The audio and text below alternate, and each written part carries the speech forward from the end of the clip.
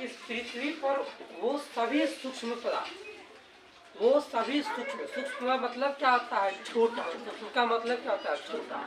वो सभी छोटे पदार्थ जिसको हम नहीं देख सकते हैं, जिसको हम नहीं देख सकते हैं, ठीक है, एकदम बिल्कुल सूक्ष्म पदार्थ जिसको हम नहीं देख सकते हैं, उसको कहते हैं परमाणु। उसको क्या कहते हैं? परमाणु। सबसे पहले हमारे भारत में उसका नाम दिया गया परमाणु। इसका नाम क्या दिया गया?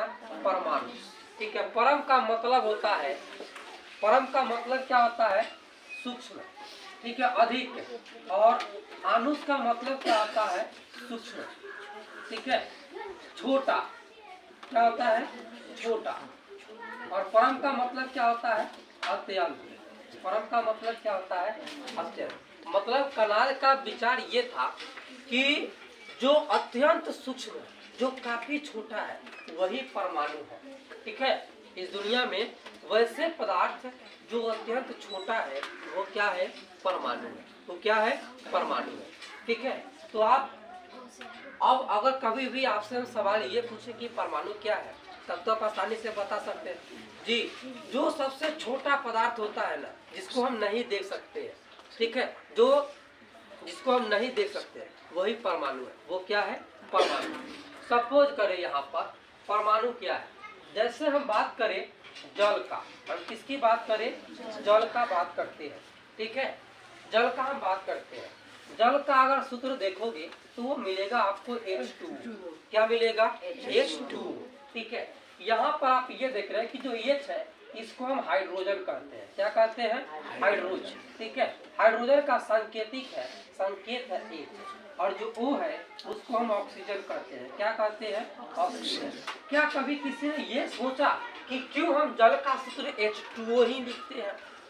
जबकि आप अगर भाषागत लिखोगे, ठीक है, भाषागत अगर आप लिखोगे तो आप ये कहते हो कि सर हाइड्रोजन और ऑक्सीजन ये दोनों मिलकर के जल बनता है।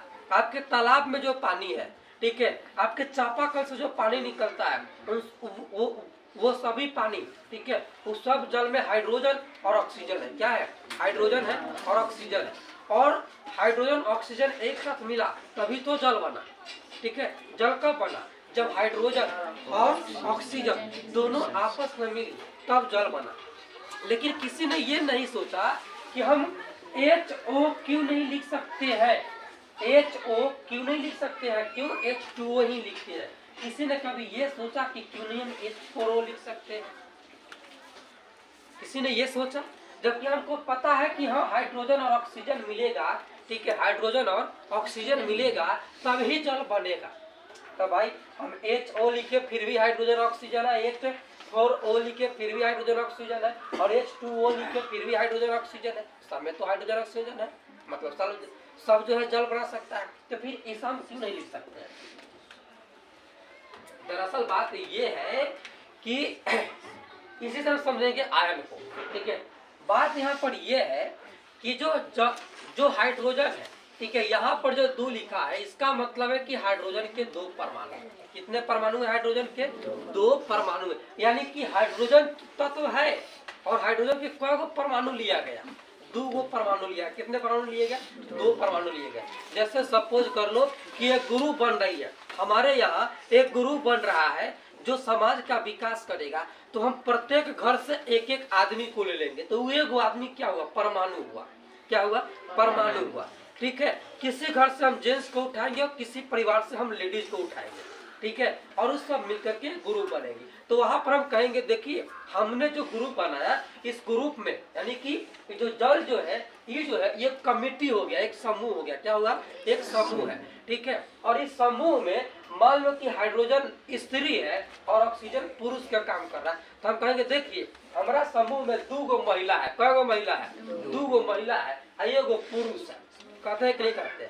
मतलब पुरुष तो है लेकिन कै गो है? 1 गो है। और महिला है कै गो है? 2 गो है। कितने हैं? 2 है। तो आप यहाँ पर देखो, तो यहाँ पर वही मैं बात आपको बता रहा हूँ कि यहाँ पर हाइड्रोजन 2 गुना है। कै गुना है? हाइड्रोजन के 2 परमाणु है और ऑक्सीजन के कितने परमाणु है? 1। कितने परमाणु है? 1। ठीक है। अब देखिए ये H2O ही क्यों बनता है? अब हम ये बता रहे हैं कि H2O क्यों बनता है, पहले आपको पहचानने ही आ गया कि हाँ इसमें कितने परमाणु है, हाइड्रोजन के 2 परमाणु है, ऑक्सीजन के कितने परमाणु है, 1 परमाणु है। क्यों क्यों जल के सूत्र में हाइड्रोजन के 2 परमाणु ही होते हैं, क्यों ऑक्सीजन के 1 ही परमाणु होते हैं, ऐसा क्यों होता है? देखिए यहाँ पर दरअसल बात यह है कि हाइड्रोजन के बाहरी कक्षा में दो इलेक्ट्रॉन होते हैं। क्या होते हैं? इलेक्ट्रॉन होते हैं। देखो जो परमाणु है यह बनता है इलेक्ट्रॉनों से। क्या बनता है? यह किससे बनता है? इलेक्ट्रॉन से बनता है। ठीक है, आपने इसे पिछले चैप्टर में पढ़ा होगा कि जो परमाणु है वह इलेक्ट्रॉनों से होता है। ठीक है, और वो काफी सूक्ष्म होता है, काफी छोटा होता है परमाणु। ठीक है, तो जो हाइड्रोजन है इसके बाहरी कक्षा में 2 होता है इलेक्ट्रॉन। कितने होते हैं इलेक्ट्रॉन? 2 होता है। और जो ऑक्सीजन है इसके बाहरी कक्षा में 6 इलेक्ट्रॉन होता है। कितने होते हैं इलेक्ट्रॉन?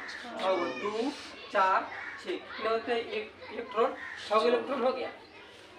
अब बात आती है यहाँ पर सॉरी, जो हाइड्रोजन है इसके बाहरी कक्षा में 1 ही इलेक्ट्रॉन होता है। कितने होते हैं? 1 इलेक्ट्रॉन होते हैं। ठीक है, हाइड्रोजन के बाहरी कक्षा में 1 इलेक्ट्रॉन होता है और ऑक्सीजन के बाहरी कक्षा में 6 इलेक्ट्रॉन होता है।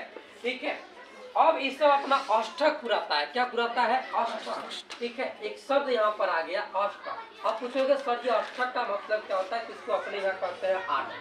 क्या बोलते हैं इसको?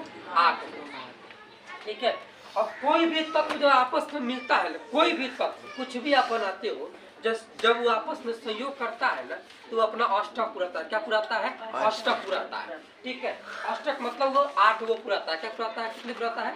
8 वो अपना पूरा करता है पोटेंशियल।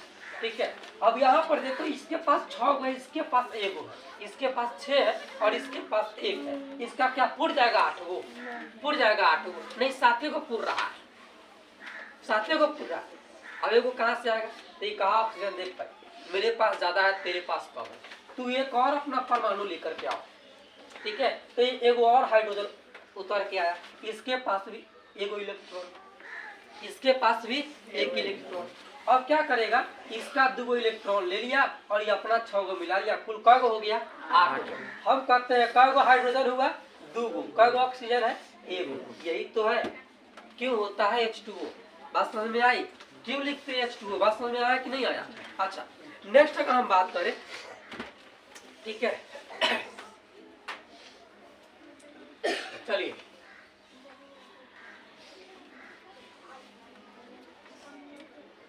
आगे अगर हम बात करें, ठीक है, ये चीज समझ गए, यहाँ पर ही समझे कि नहीं समझे? तो परमाणु क्या होता है समझ गए? परमाणु, यहाँ पर हाइड्रोजन के कई परमाणु है? 2। और इतना सूक्ष्म परमाणु है जिसको हम देख नहीं सकते। क्या पानी में आपको हाइड्रोजन दिखता है? नहीं दिखता। क्या पानी में आपको दिखता है ऑक्सीजन? नहीं दिखता है। ठीक है, लेकिन दोनों जब मिल गया, दोनों जब आपस में मिल गया तो क्या बना लिया? ये दोनों मिल गया तब बन गया जल। हम जल को देख पाते हैं, किसको देख पाते हैं? जल को देख पाते हैं, लेकिन जल जिन परमाणुओं से मिलकर के बनता है उसको नहीं देख पाते हैं। वो काफी सूक्ष्म होता है और काफी छोटा होता है। बात समझ में आई? चलिए नेक्स्ट बात करते हैं। अब हम बात करें इसी में आयन का। किस चीज का बात करें? अब आयन का बात करें। देखो आयन क्या होता है, हम यहाँ पर ये देख रहे हैं कि हाइड्रोजन और ऑक्सीजन सहयोग किया। हाइड्रोजन और ऑक्सीजन क्या किया? सहयोग किया। देखो ऑक्सीजन के वास्तविक कक्षा में 6 इलेक्ट्रॉन होते हैं। कितने होते हैं? 6। और हाइड्रोजन के वास्तविक कक्षा में 1 इलेक्ट्रॉन होता है, तो ये और हाइड्रोजन लेगा। ठीक है, हो गया। अच्छा, ये लोग क्या कर रहा है?